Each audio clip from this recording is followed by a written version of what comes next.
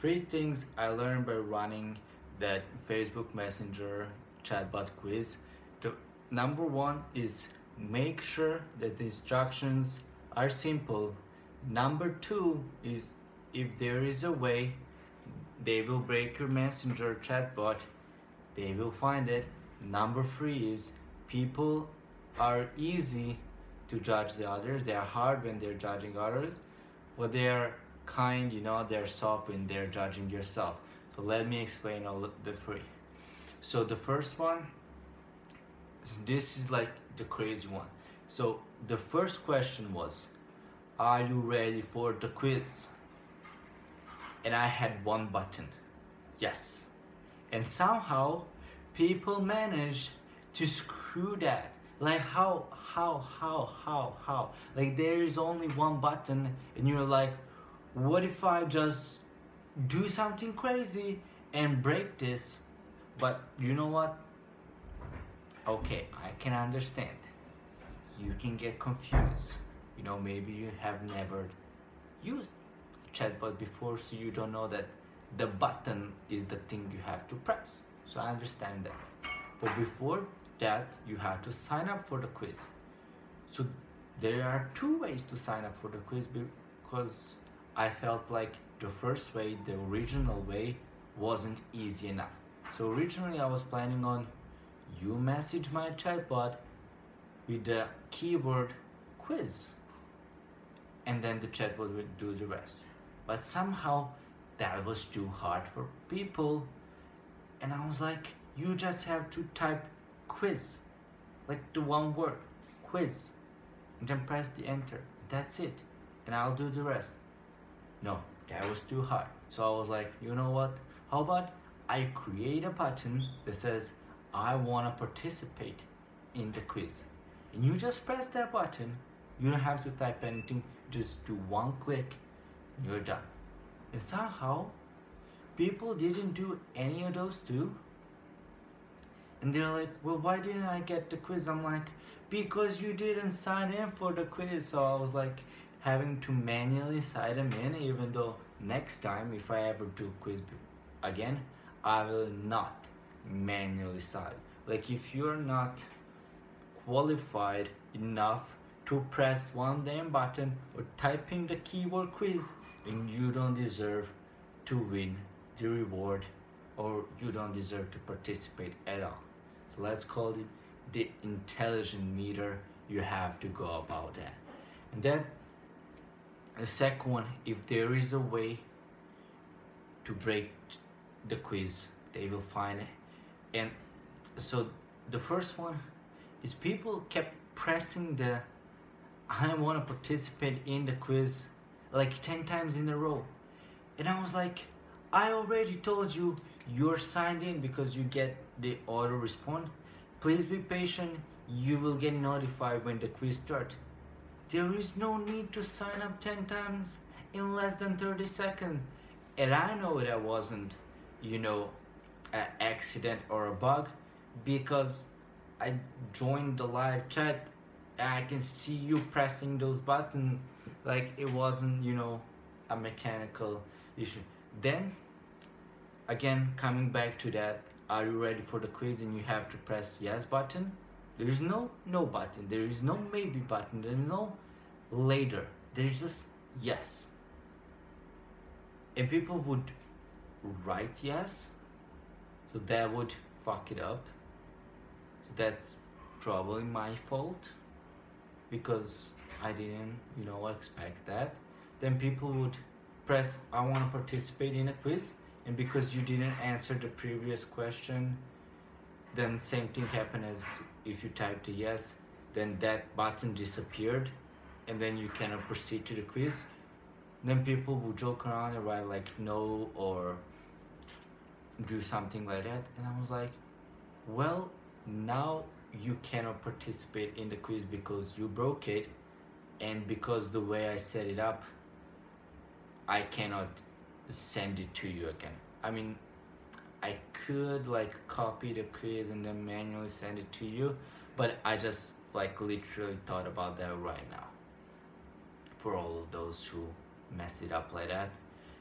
And the third one, so last year in February I done an experiment, not an experiment, a research.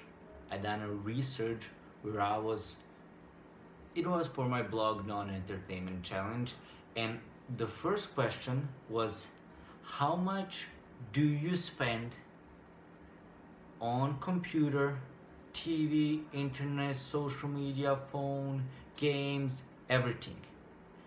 And 43%, 43, that's almost half, said between 2 and 4. And I was like, I don't believe you, but that could be just me because I'm spending more than 2 hours. So I was like, maybe I spend too much and everybody else is like, man or red and have self-control and discipline. So I was like, you know what? I'll give it to you. And then on the quiz, that was the question. What does an average person spend on, internet media, Netflix, and like 80% of people said 6+ hours. So I'm like, how can half of the people say they spend less than 4 hours? No, let me repeat that. Half of the people say they spend less than 4 hours. I think it's even more, but let's say it's half. But 80% of the people said that average person spends more than 6.5. So how come in this case average person spends less than 4, and in the other case average person spends more than 6? And you can say, well, maybe you have the wrong focus group, or is it statistically relevant, or any other smart question you might have. And to you I say, the person who was interviewed for the research is the same demographic as the people who were in the quiz, aka my Facebook friends, who are mostly male between 20 and 23 years old, who live in this town and are college students. And I was like, it's the same demographic, just 1 year later. Like, what's changed? Like, maybe that 1 year changed, but let me tell you something, it's not that. It's more likely than when you ask me, hey Timo, how much do you spend on social media and everything, I would say lower than the truth. But when you ask me how much does an average person spend, then I'll probably be, like harsh, and then give them more than what I actually believe is the truth.